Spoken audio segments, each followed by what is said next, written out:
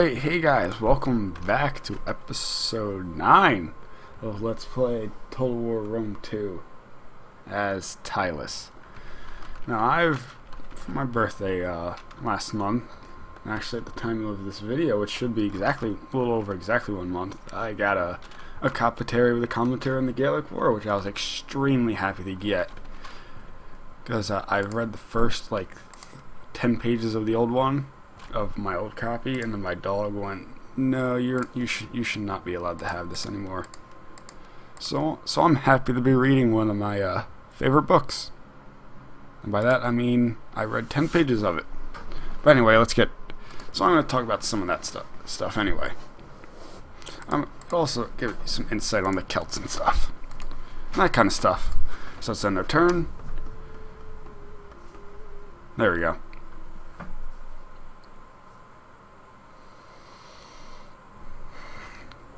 Reading the commentaries on the Gallic War really, sometimes I think that when people think of the barbarians at the time, they always think of kind of like the Native Americans, where they just couldn't fight back in any sufficient numbers or anything, when in many ways they were actually more advanced. Well, when it came into things like metalworking, they were actually more advanced than the Romans in metalworking aspect, so their weapons were much deadlier. Assume they were made the skilled worksmen, and obviously that can vary back and forth, but on average, Gallic anyway, weapons, and assuming any of it was made armor, would have been much better. Although only a small amount of Gallic warriors actually did have swords. What were the other ones using?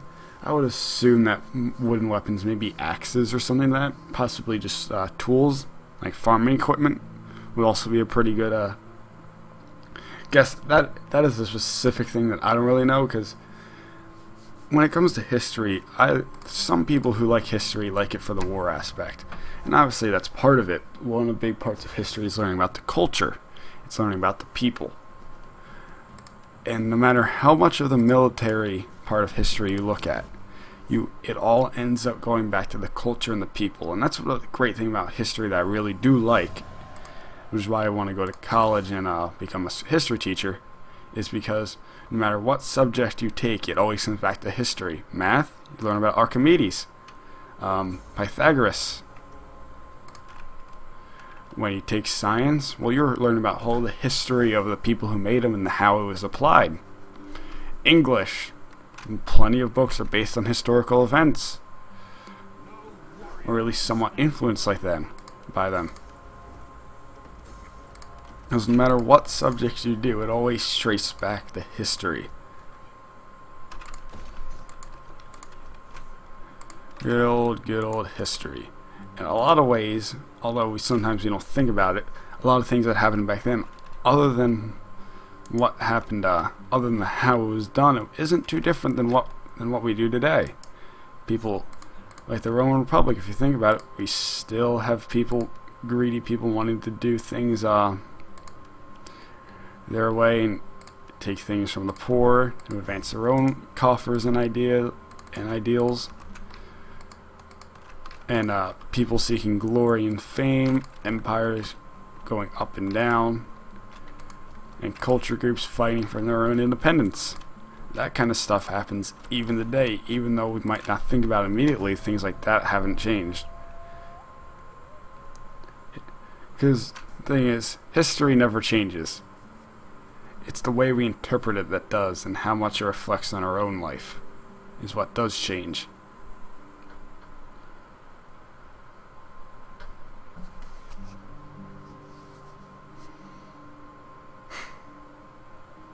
Deep stuff.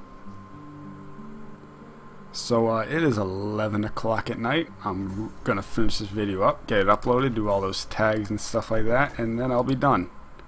Actually, no, I won't, because I got full New Vegas episodes to do. And you know what? You're gonna want one of those. Just one, maybe two if I feel like I'm gonna be able to get enough sleep, since I need to get up early tomorrow.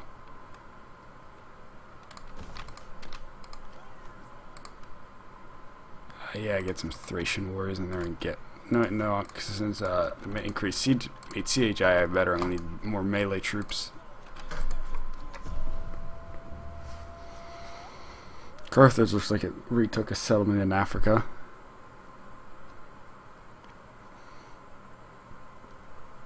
And actually, guys, if you want me to, leave a comment below in the video of what faction you would want me to play next in Rome 2. Although it might not be the directly next Let's Play, it'll happen soon. Alright, because if it's one I haven't played yet, I want to play it for a bit so I know what general strategy it's going to be. I'm not fighting this. I'll just sweep them away. I don't like fighting unwalled settlements. It just feels like all these buildings in my way, and I can't. Well, I can destroy them, but it doesn't do anything.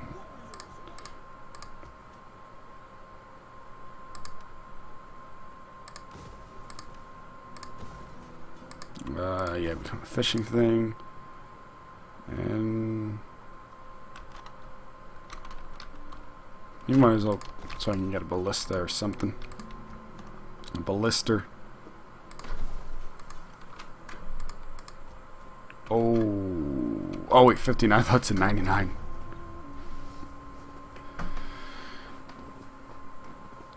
Will there be Fallout New Vegas New Vegas videos? Actually, you know what? Me saying this right now is pointless because by the time you see it, it will have either come out or not come out.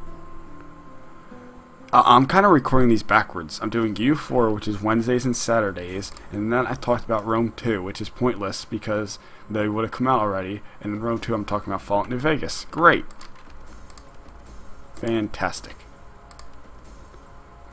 I failed a bunch of missions, got some, don't care. Oh, great. Yay, Galatia's dead. Why?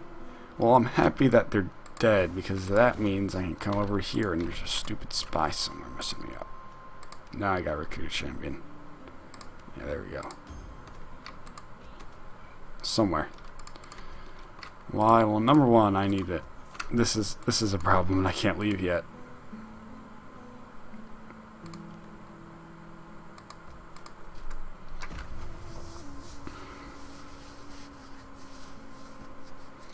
If I can liberate Galatia, they will serve as very, very good allies here in the east. And if anything, I'll act as more like a buffer for my Asian holdings and my Balkan holdings. Oh, for my EU4 Let's Play, I was actually originally going to play as Byzantium. However, yeah, Byzantium not an easy start, and I hate heroes so much. I hate spies, agent spam, assassinate. I don't care. Whatever. Urgh. You know what, Pontus? Fine. Pontus, I'll make peace with you. Alright, you happy now? Just give me some money. Just so I can shatter you. No. Peace treaty. Can I get any cash out of you? Fine, there we go, Pontus. Now go away. That's the one painful thing, is that with all the agents, it wouldn't be so bad if it wasn't for the fact that when you sabotage a building in a settlement, the rest of them would not continue that extra turn of building. Big pain. Big pain.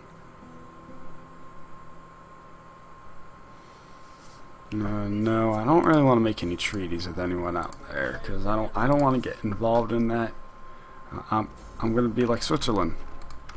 I have everyone's money, and if you declare war on me, that money just does not exist anymore. Now, I basically can't expand any direction right now. Or here's what my plan's gonna be. I don't need to own any provinces in Anatolia. I need Syria and Persis. There are none of these northern provinces. There's gonna be a lot of dead space in between, which means I can liberate factions. And assuming they even did capture one of them, it will count for me having the province. However, I will not have enough settlements, and I still need to razor sack 35 different settlements. However, that shouldn't be too hard, since I still need 80 to win, which we will do the full 80, and I'm sure through conquering in the east I can get it. However, there's just so much space there.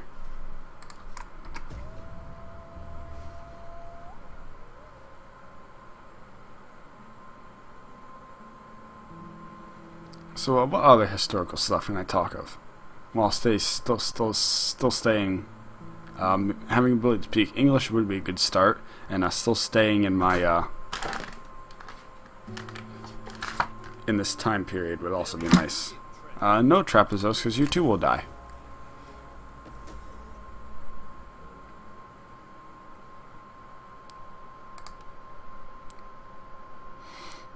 Are you kidding me? Am I actually gonna have to send an army out there? Not now. You're a bunch of failures.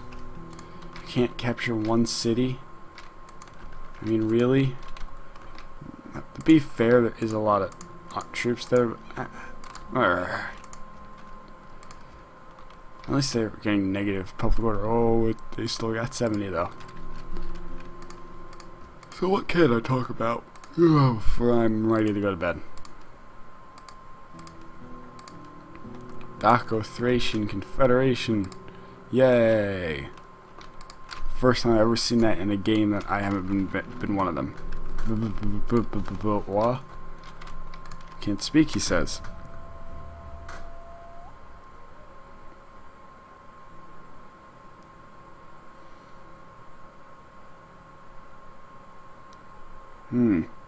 What would be a relevant topic to what I'm doing right now? Maybe I could talk for another 7 minutes.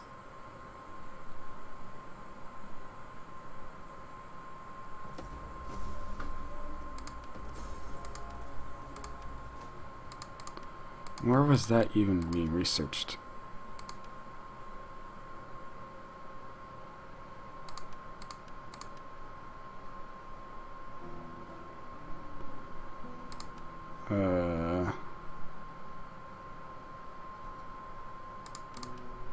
Sure, give me more economy stuff.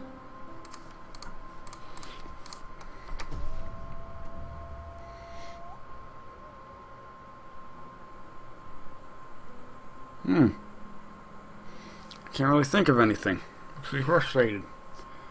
I'll probably think of something like the end of the video when there's like a minute left and I'm just like, oh, I could have talked for the whole 20 minutes about this.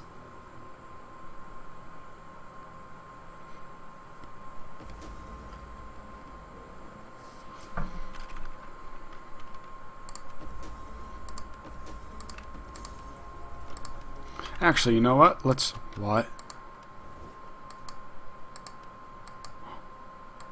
Oh, what in the... Great. Great.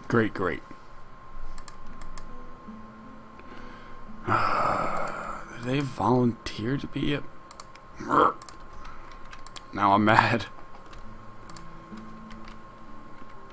Well, actually, all hope is not lost. Because I really don't have to set up an army there and fortification stance and one there, and I'm basically safe. Man, this is going to be interesting. Because I did not anticipate that happening.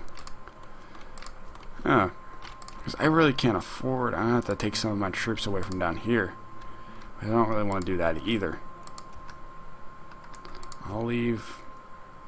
I can't leave much.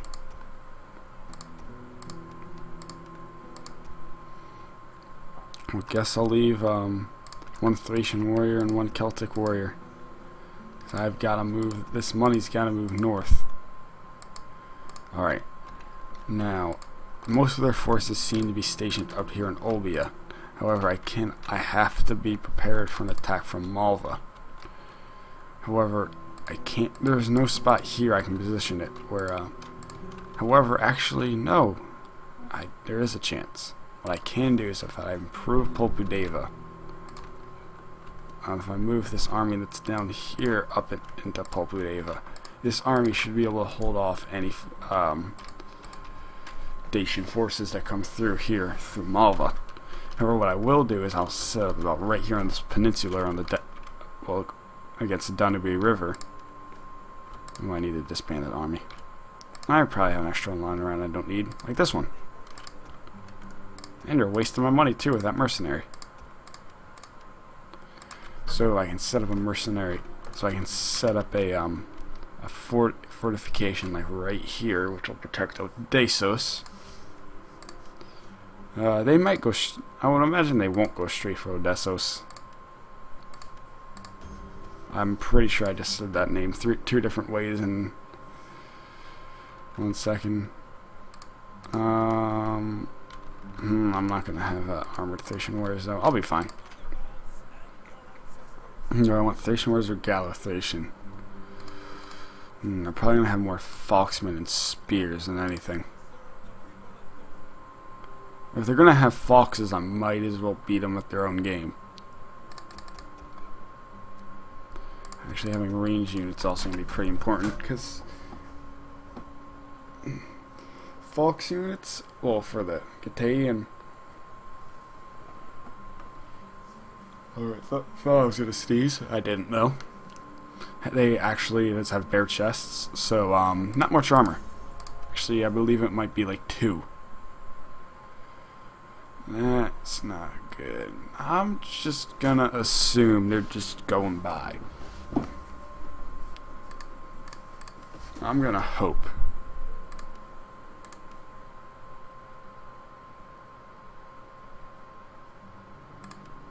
That's nice, some cultural influence. And is that you? No. Who? Oh, this will be helpful. Too bad the province already has 71 Celtic influence in it. I was about to start talking about ideas, however, this is the wrong game. Actually, no, you know what? No, they won't be moving against me because obviously Getae can't declare war. They're probably just moving against Rhodes. I'm in Daco-Thracian Confederation, man. Get this confederation around. Sorry, I should be able to adequately defend Popudeva once the army gets put inside the city. And once I get that fortification set up north of, in the most eastern part of the Danube River, I will be pretty safe from that angle attack, and Odessos will be fine.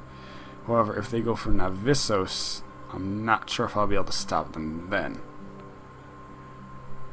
They'll most likely not go for it. I'm not sure. Because actually, personally, it was me in their position.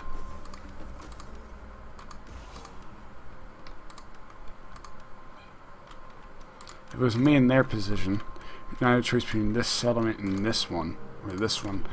I would actually go for Popudeva. Why? Because it's a walled settlement of the province. All the other ones are about equal distance from it other than Odessos. And the reason why I want to take this one is because there has more allied factions here. The Skordiskai also not that good. And also I don't believe it'll connect the territory.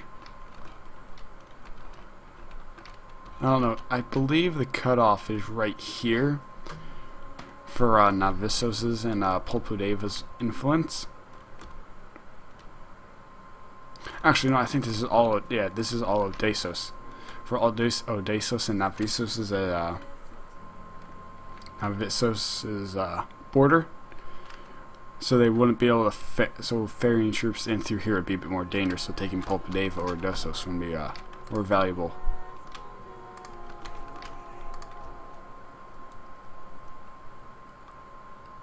Alright guys, that's where I'm going to end the video here. So as always, if you liked the video, remember to like, well, if you want to, it would be cool if you liked, favorited, and subscribed.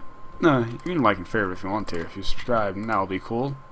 It's more for you, so you know, so you can see when a video is coming. For me, it's just a fancy number. It doesn't mean anything. I guess until you become one of those like 25 billion subscriber people who are just like, cash. Screw quality, I just want money. if something like that, if I do get that popular, cool. If I don't, oh well. I know I have, with a few fans I do have, I know some of you guys are dedicated for what I do, so that's pretty cool. So I will be on vacation at the time you see this video, so I really won't be able to answer any questions you have or anything. I might, but don't get excited. Alright guys, so as always, I guess I'll see you guys later. Peace.